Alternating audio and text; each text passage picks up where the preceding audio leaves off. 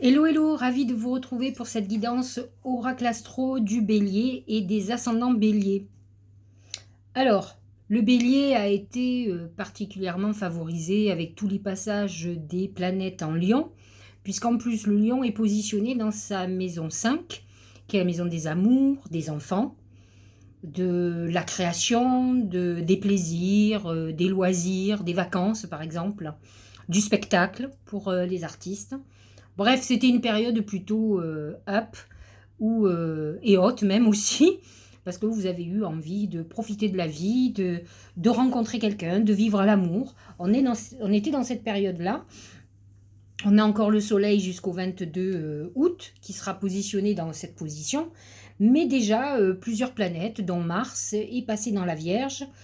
Vénus à partir du 16, Mercure depuis hier, depuis le 12, vont passer en Vierge. Et la Vierge, c'est la maison 6. Alors, maison 6, c'est, je vous l'ai déjà souvent dit, c'est toutes les tâches administratives, vous savez, rébarbatives, faire le ménage, faire l'administratif, faire tout ce qui est saoulant, toutes les tâches qui sont lourdes au quotidien, euh, toutes les responsabilités qu'on peut avoir vis-à-vis des autres, une personne âgée, nos enfants, euh, des personnes qui comptent sur nous en tout cas, ou dont on a pris la responsabilité. La maison 6, c'est aussi la maison de la santé. Donc attention pour les béliers à votre santé, parce que là, automatiquement, les signes de la Vierge vont mettre la lumière sur ce qui ne va pas chez vous. Alors c'est une bonne occasion pour se guérir, hein, pour faire du nettoyage, maison 6, en Vierge, c'est ce qu'on fait, et pour vous libérer et vous débarrasser de tout ce qui est superflu et ce qui peut poser problème au quotidien, tout ce que vous n'avez pas encore fait, qui est en instance comme l'administratif, parce que je pense que ça sera une très bonne chose que vous débarrassiez de tout ça. En tout cas, ça peut être un problème à un moment donné qu'il va falloir résoudre. Alors, bien entendu, lorsque Mercure, donc là, en fin de mois, et Vénus surtout à partir du 17 août va passer dans la balance, ça va être très intéressant pour vous parce que la balance est votre signe complémentaire et opposé. Autant vous, vous êtes plutôt des guerriers, autant la balance, elle aime la paix. Donc, mais j'ai souvent vu des balances avec des béliers. Souvent, les opposés s'attirent, pardon. Et la Vénus positionnée dans votre maison 7, ça peut amener une rencontre avec quelqu'un avec qui on veut se stabiliser. De toute façon, l'accumulation de planètes en Lion déjà sur le mois de juillet, vous avez envie de vivre l'amour et vous êtes dans une période où là, vous pourriez légaliser, vous mettre en couple ou en tout cas aller vers quelqu'un pour construire. Ça peut être un bon moment de rapprochement pour les couples aussi, qui étaient certainement en désaccord. Les planètes en Verseau sont dans votre maison 11, qui est une maison amie. C'est la protection. Jupiter vous protège de beaucoup de choses et de tout ce qui est juridique, par exemple. Il vous amène à trouver des solutions à vos problèmes. Mais Saturne peut amener aussi ce manque de liberté ou cette frustration et vous oblige à prendre vos responsabilités. Enfin, Neptune en Poisson est dans votre maison 12, la maison des épreuves, la maison du bilan. Faites très attention avec l'accumulation de planètes en Vierge. Plus Neptune en maison 12, c'est une période où vous pouvez attraper des saloperies, j'allais dire, un virus, des maladies, quelque chose qui se déclenche, qui est inflammatoire. En tout cas, faites très attention. On est dans cette époque-là. Comme tous les excès peuvent être déclencheurs de problèmes de santé, comme des excès d'alcool, des excès alimentaires, excès de drogue aussi. Donc voilà, vous êtes peut-être en première ligne pour ce genre de problème. Alors, l'oracle principal, c'est l'enfant. Alors, il faut savoir que le bélier, c'est le premier signe du zodiaque. Il représente la naissance. Donc, vous trouverez chez certains béliers, alors peut-être plus encore chez les hommes que chez les femmes, je trouve, en tout cas ça a été mon observation, il y a un côté très masculin, très mature, et un côté hyper immature. Moi, j'en ai connu, quel que soit l'âge, hein. Alors déjà jeune, moi, la plupart des femmes qui venaient pour leur fils, qui était bélier, elles les surveillaient comme lait sur le feu, parce que toutes les bêtises, ils les ont fait, quel que soit l'âge, hein, même à 18 ou 20 ans. Justement, il y avait une immaturité très importante, donc en manquant de responsabilité et qui voulait faire l'homme, mais qui finalement faisait que des conneries. Donc c'est vrai que là, pour le coup, c'est votre côté peut-être immature qui va prendre le dessus, en manque de responsabilité, attention, hein. Et c'est vrai que toutes les planètes en Vierge vont vous obliger à prendre vos responsabilités. Donc c'est vrai que la fête est finie, il va falloir être responsabilisé par les événements, et de toute façon, que vous le vouliez ou pas, il y a certaines choses qui vont vous être imposées. Ça, c'est une première chose.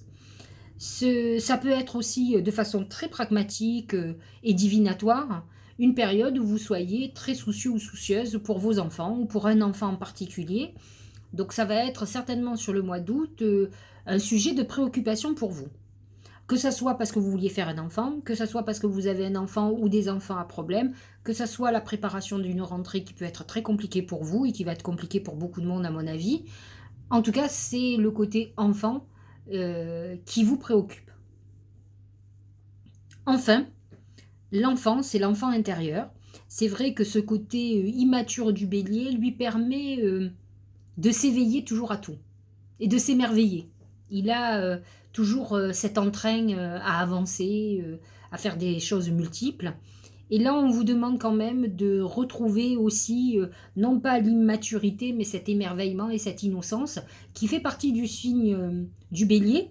D'ailleurs, dans le mar de café, le bélier, qui représente le signe du bélier, représente ce côté non pas bélier guerrier, mais plutôt ce côté mouton, qui a ce côté innocent et pur, qui est l'éveil.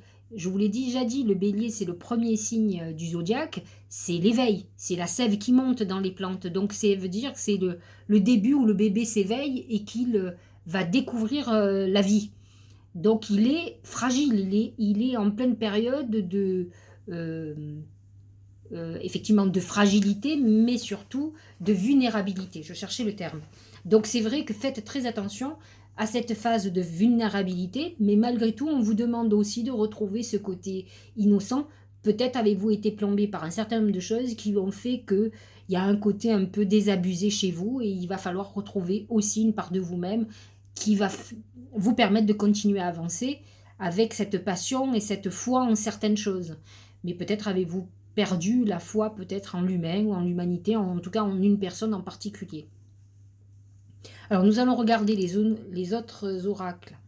Au niveau financier et professionnel, ce sont les blés. Les blés, c'est la récolte. Donc si vous avez travaillé de manière constructive avec toutes les planètes qu'il y a eu en Lion, vous avez dû être dans un côté, alors pas qu'amoureux, mais plutôt créatif, à vouloir avancer, un peu comme quelqu'un qui va manger la vie, qui est boulimique presque. Et c'est vrai que vous pourriez commencer à récolter. Le mois d'août est symboliquement le mois de la récolte, plus que le... Alors la Vierge aussi, mais septembre aussi, mais ça commence déjà en août.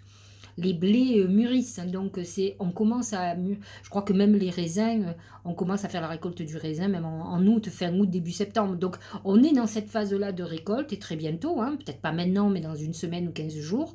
Et vous êtes dans cette phase où vous allez rentrer de l'argent, mais qui est le fruit de votre travail intense que vous avez fait depuis ces derniers temps.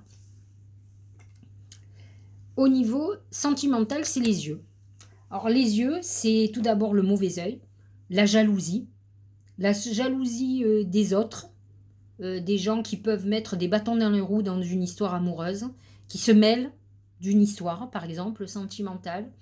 C'est la jalousie que vous pouvez avoir à, alors vous, ou la personne avec qui vous êtes, que ce soit un homme ou une femme, qui vous surveille, qui vous piste, qui vous fait des jalousies, des scènes de jalousie maladive. Comme vous pouvez aussi, et ça pourrait être un sujet de discorde et de séparation, hein, avec l'opposition de votre signe à Vénus en balance à partir du 17 août, vous pouvez rentrer dans cette phase-là, surtout s'il y a une problématique de confiance et de surveillance de vos faits et gestes. Donc c'est à tenir compte Les yeux, c'est aussi la voyance, c'est voir au-delà des apparences. Donc soyez vigilants, c'est jamais un symbole hyper positif, sauf que quand ça traite de quelqu'un qui a le don de double vue. Mais fondamentalement, peut-être devez-vous aller voir au-delà des apparences, puisque Neptune en poisson amène l'illusion. Vous avez pu être vous-même victime de cette illusion, de votre naïveté. C'est ce que je disais au tout début, où vous avez été désabusé de certaines personnes. Ne pensez pas que tout le monde est comme ça. C'est ça qu'il va falloir que vous retrouviez au fond de vous, cette envie et cette foi en l'autre, et peut-être en votre destinée amoureuse. Au niveau de la santé, c'est l'engagement. C'est l'anneau. Donc c'est l'engagement. De toute façon, avec toute l'amas de planètes en vierge, vous êtes dans une période où l'idéal serait d'aller faire un check-up. L'anneau vous demande de tenir une promesse, de vous engager à vous soigner, de tenir compte de certaines choses, d'aller voir des praticiens. Donc c'est un engagement moral, ou que ce soit à votre compagnon, à votre compagne, à vos parents. C'est peut-être un engagement aussi à s'occuper de la santé de quelqu'un, c'est-à-dire le conduire ou la conduire à droite à gauche. En tout cas, c'est quelque chose qui est engageant, l'anneau. Donc de toute façon, ça peut être aussi, si vous êtes dans une période de traitement, un engagement à court ou moyen terme, voire long terme, d'un traitement médical qu'il va falloir surtout suivre, puisque vous êtes dans une période de fragilité, et pour un moment, puisque Neptune en poisson n'est pas prêt encore de sortir du signe. Quand il sera en bélier, ça sera tout autre, mais par contre, pour le moment, il est en poisson, et il est en poisson encore pour 8 degrés, donc ça veut dire 2-3 ans. Donc il est temps que vous vous occupiez de votre santé. Vous pouvez être déjà dans cette phase de soins qui n'est pas agréable, mais qu'il va falloir que vous suiviez jusqu'au bout. Le Tao nous parle d'opposition. C'est un peu l'opposition que je vous disais avec les planètes en balance. Maintenant, le bélier est dans désharmonie avec le Capricorne, puisque Pluton est dans son signe, il est dans la maison 10, ça peut amener une problématique professionnelle, hein, c'est une opposition, donc, ou une procédure juridique comme un prud'homme ou un problème pour harcèlement par exemple. Et il est en désaccord avec le cancer, mais il n'y a pas de planète en cancer, donc c'est surtout une opposition avec Pluton. Point de vue opposé, différence personnelle, bon ça peut être aussi l'opposition affective, hein. Rupture de communication, disharmonie, malentendu, désunion. On est dans une rupture de couple, dans quelque chose qui a eu une désillusion très importante. La légende personnelle, votre cœur et votre âme vous guident pour accomplir votre raison d'être. C'est ce que je vous disais tout à l'heure avec l'enfant, c'est que on peut être désabusé, on peut vivre une rupture douloureuse, on peut être en colère, on peut être déçu profondément, mais ce qui est important de ne pas oublier, c'est que c'est pas parce qu'on est déçu par une personne, même par 10, qu'il n'y a pas une personne qui est la bonne personne. Il est important de vous reconnecter à ce que vous êtes et à cet enfant intérieur qui vous a toujours guidé. Il est indispensable que vous ne perdiez pas cette innocence, cet élan, cette passion, parce que c'est ça qui va vous mener. De toute façon, même si vous avez un laps de temps où vous êtes enfermé dans une déception profonde, une rupture amoureuse par exemple, une rupture avec des gens que vous aimez beaucoup, vous allez ruminer, vous allez être en colère. Mais cette passion va revenir. À vous de l'entretenir pour ne pas perdre trop de temps, en fait c'est ça. Donc n'oubliez pas ce que vous êtes profondément, c'est ça votre légende personnelle, c'est votre reconnexion à votre âme. Entrepreneur. Vos aptitudes innées pour créer et entreprendre vous apportent un grand sentiment d'accomplissement. C'est ce qu'on disait tout à l'heure avec le travail, l'argent, avec les blés. Vous avez certainement mis en route un certain nombre de choses. C'est vrai que le bélier, alors, il est deux. C'est-à-dire que vous avez le bélier, le meneur, l'entrepreneur qui va entreprendre, qui va avancer. Et vous avez des béliers qui sont des moutons, qui sont plutôt en retrait, qui n'arrivent pas à avancer, qui sont plutôt au service des autres, qui se sacrifient aux autres, hein, qui sont dans le dévouement mais à l'extrême. Là, on nous parle de celui qui entreprend et il va falloir peut-être effectivement que même ceux-là, les moutons, vous fassiez revenir en vous cet entrepreneur que vous êtes et que vous avanciez parce que ça, vous savez faire. Je ne parle pas d'amour, là, on parle d'entreprendre des choses dans sa vie, pas que professionnelles d'ailleurs, de mettre en route des objectifs et de s'y tenir. Le problème, c'est que vous n'êtes pas bon sur le long terme, vous êtes bon sur le court terme. Mais là, on est dans un travail de fond où il va falloir tenir sur la distance. C'est ça qui est important. Le problème, c'est que les béliers s'essoufflent vite, s'agacent vite de la lenteur. Mais c'est une lenteur complètement normale puisque c'est le cycle de la vie. La clarté d'esprit et de cœur. On tourne autour du pot. Hein. C'est un peu ce que disait tout à l'heure la légende personnelle. Votre cœur et votre âme vous guident. La clarté et esprit de votre cœur.